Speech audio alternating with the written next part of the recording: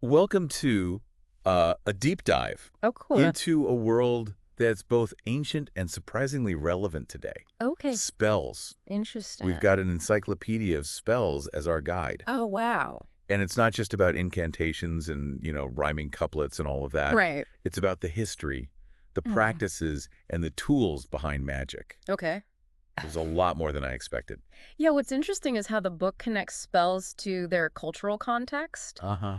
It shows how magic has been woven into human societies for centuries. Right. Like, did you know the concept of amulets dates back to 2500 BC in Mesopotamia? Really? Yeah, those cylinder seals with prayers carved into them, they were basically early amulets. Huh.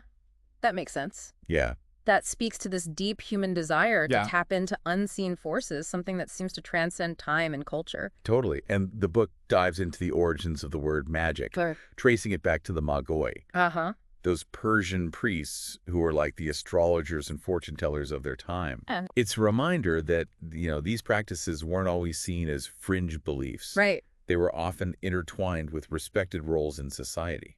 Yeah, think about shamans in primitive societies, Oh, yeah? acting as these intermediaries between the spirit world and the community. That makes sense. Yeah. And as civilizations developed, so did their ideas about magic. Uh-huh. The book touches on ancient Egypt, Oh, okay. where they called magic hike. Hike. Yeah, and they used spoken formulas and actions Wow. to try and influence everything from healing to weather. Oh, wow. So they believed that two connected things could continue to affect each other even when separated, Oh, interesting. which is similar to the concept of sympathetic magic. Right, like effects, Yeah. and that idea is still central to many magical traditions today. Very cool. Okay, so we've got these ancient roots of magic, and the book explores how those ideas evolved. Okay. It talks about the Celts' reverence for nature Uh-huh. and how that might have influenced modern witchcraft. They're focused on trees, rivers, the changing seasons. Right. It all seems very connected to what we see in nature-based magic today. The Druids in Celtic society played a fascinating role, too. Oh, yeah. Tell me about that. They weren't just religious figures. Yep. They were judges, teachers, healers, Wow. positions of real influence. Right. And even with the shift from paganism to Christianity, Mm. the book suggests that some practices might have survived by adapting. Really? It wasn't just a clean break, which I found surprising. Yeah, it challenges the idea that witchcraft just vanished. Yeah. And points to a more complex interaction between continuity and suppression. Speaking of suppression, things definitely took a dark turn. Oh. The book details the impact of Pope Innocent VIII's papal bull in 1484, Oh. which basically put everyone on high alert for witches. That was a turning point that Yeah. fueled the witch hunts that followed. Oh, yeah. It essentially declared war on anyone suspected of witchcraft and gave inquisitors the authority to root out supposed practitioners. And then came the Malleus Maleficarum, Oh, yes. the infamous witch hunter's manual. So the Malleus Maleficarum really spread this fear and misinformation about witchcraft, Right. and it was so effective. Yeah. The book describes how it provided instructions for identifying, capturing, torturing, and executing Oh, wow. those accused, often based on flimsy evidence or forced confessions. It's chilling to read about the methods they used. Oh, I know. Sleep deprivation, the strappado, thumb screws, leg screws. Oh, my gosh. It's just horrific. And then there was the practice of swimming the witch. What's that? They'd bind the accused and throw them in water. Really? Sinking meant innocence. Floating meant guilt. A truly dark chapter, I know. driven by fear and superstition. Right. The book uses the Salem witch trials as an example of how Right. suspicion and panic can lead to terrible injustice. The Salem witch trials definitely serve as a stark reminder of the dangers of mass hysteria and what happens when accusations run unchecked. Thankfully, the book explains how the rise of scientific thinking in the 18th century helped shift views on witchcraft. Mm-hmm. The witch hunts eventually died down. It wasn't just about science, though. Okay? It was a broader change in societal attitudes and a growing skepticism towards superstition. But witchcraft didn't disappear, did it? No, it didn't. The book says it went underground. Right. And in the early 20th century, Uh-huh. figures like anthropologist Margaret Murray Oh, yeah. started to reframe our understanding of its history. Murray's theory, though controversial, argued that victims of the witch hunts Huh? were actually practitioners of a surviving form of paganism, Interesting. worshipping a pre-Christian deity. Yep. And it definitely sparked a renewed interest in the historical roots of witchcraft. Which brings us to Gerald Gardner, Yes. who many credit with reviving witchcraft for the modern era. Gardner's work, especially his book Witchcraft Today, Yeah. was hugely influential in shaping what we now know as Wicca. Okay, so he advocated for using ancient rituals, Yeah. introduced new practices, Yes. and emphasized reverence for nature and the duality of the god and goddess. Right. So his work led to a resurgence of witchcraft, but with a focus on nature and a more positive view of magic. Exactly. Wicca emerged as a nature-based religion, distancing itself from the negative stereotypes associated with witchcraft. Right. It focuses on ethical practices and that connection with the natural world. So what does all this mean for someone interested in practicing magic today? The book makes it clear that you don't have to be part of a coven. Yeah, that's an important point. Right. While covens provide community and shared knowledge, Ah. solitary practice is totally valid. Okay. The key is to approach magic with respect, intention, and a clear understanding of its principles. And speaking of principles, the book outlines essential tools and rituals Oh, for anyone interested in practicing witchcraft. let's take a closer look at those, because they offer a fascinating glimpse into the practical side of magic. First, you have the altar. Oh. It's a dedicated space for magical workings. It doesn't need to be fancy, Right. just a place where you can focus your intentions and keep your tools.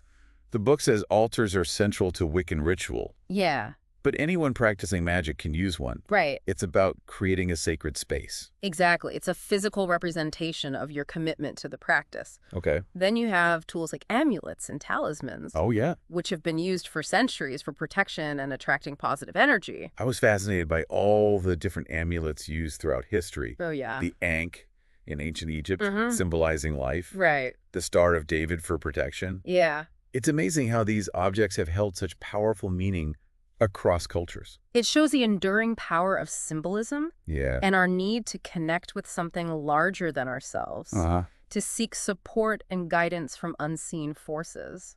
The book also covers other tools, Okay. each with its own purpose. Yeah. The besom for sweeping away negative energy. The baleen for cutting herbs. Right. Candles for focusing intention and representing different elements. And of course, the cauldron, oh, the yeah. classic symbol of witchcraft, used for mixing potions.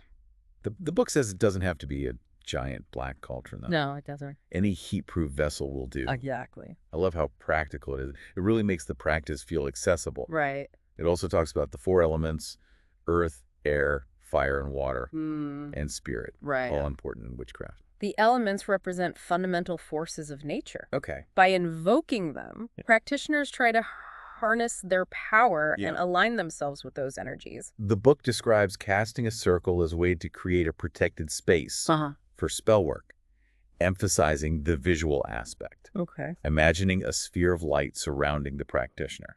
It's a powerful way to define a boundary between the everyday world and the magical realm, a space to focus intentions and direct energy.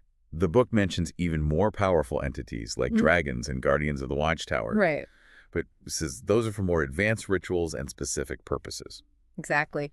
Working with those entities requires a deeper understanding of their nature and more experience in magic. I was surprised by how many different deities are mentioned in the book. Really? It seems like modern practitioners can call upon a whole pantheon of possibilities from various cultures.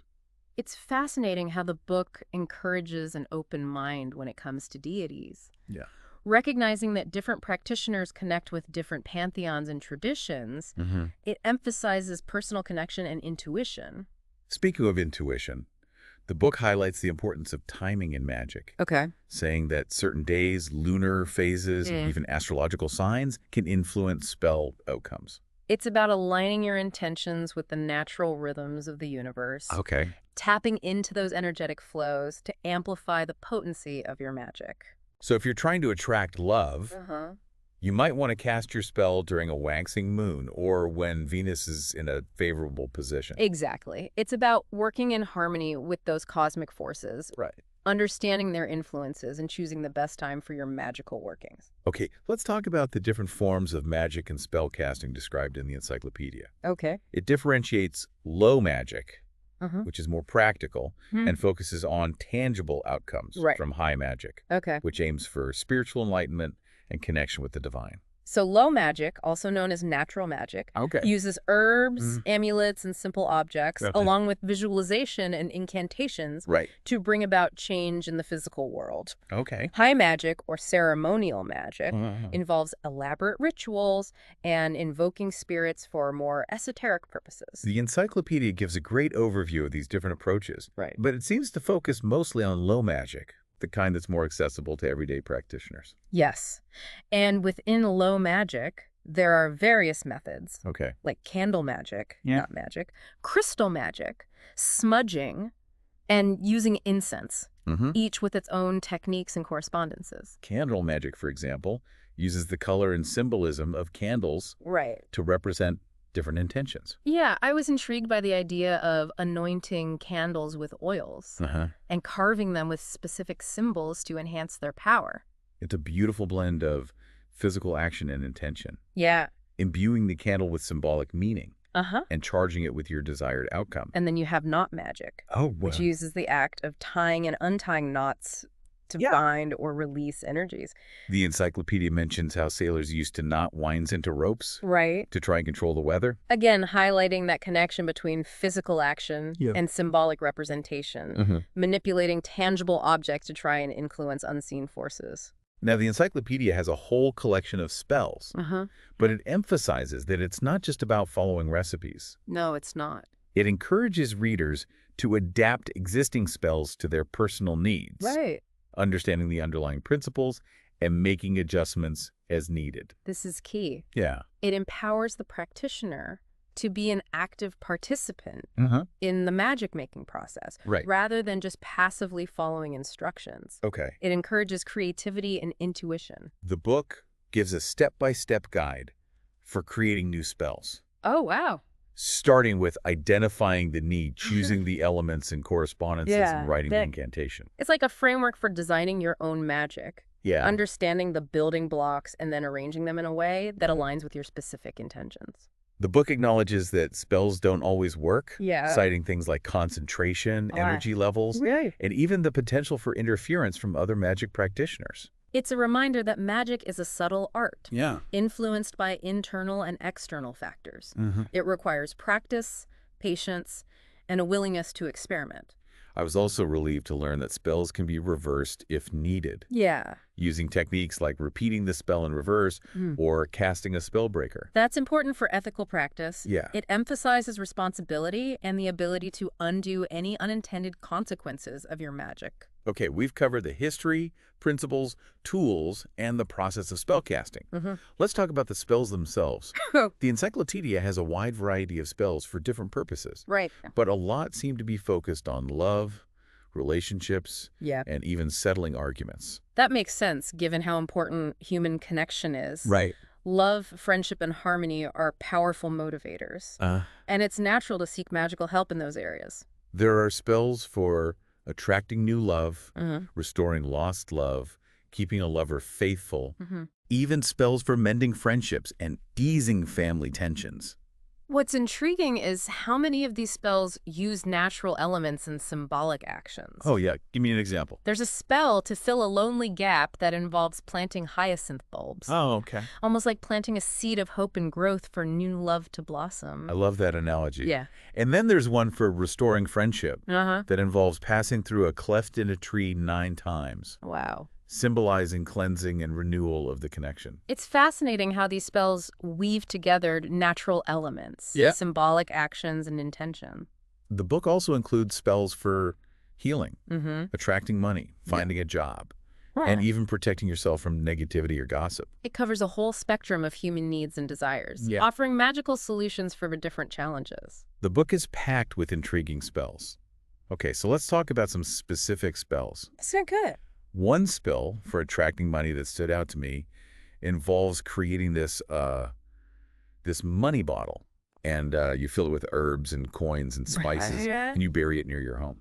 It's like planting a seed, but Yeah. for prosperity. Huh? You're using symbolic items and intention to draw abundance towards you. Right, and for job seekers, Uh-huh. there's a spell where you visualize your ideal job while burning candles that represent yourself or the career path. Oh, that's cool. Yeah. It's all about aligning your energy with your goals. The, That's- the candles are that focal point for your intention, and then the act of burning them Uh-huh. is like releasing that intention out into the universe. The book also has a bunch of protection spells. Yeah. One involves visualizing a crystal shell forming around you, Okay. shielding you from negativity. That's a really powerful visualization technique. Yeah. It's like you're creating an energetic boundary around yourself, a psychic shield to deflect negativity and maintain your own energetic balance. Then there are spells for banishing unwanted attention or gossip. One uses vervain leaves thrown into a fire to symbolize releasing that negativity. Uh-huh. Another one involves burying something that represents the gossip under a holly bush. Wow. I love how these spells combine natural elements Yeah. and symbolic actions to achieve a specific outcome. Uh-huh. It shows how creative and adaptable magic can be. This whole deep dive has been incredible. I know, me too. This encyclopedia is so much more than just a collection of spells. Right. It's like a guide to understanding magic. Exactly. It's not about blindly following instructions. Yeah. It's about understanding the principles, Mhm. connecting with your intuition, Right. and harnessing the power of your own intention. And it really makes magic feel accessible. Yeah, it doesn't feel intimidating. Right. It feels empowering, like something anyone can explore. I think a big takeaway from all of this is that we might already be engaging in magical practices Uh-huh. in our everyday lives Mhm. without realizing it. That's a really powerful thought. What if we looked at those everyday moments through the lens of magic? Like when we set intentions Yeah. or visualize outcomes. Right. Or connect deeply with nature. How would that change our perception of ourselves and the world around us? That's something I hope you'll continue to ponder as you explore this fascinating world of spells. Thanks for joining us on this deep dive.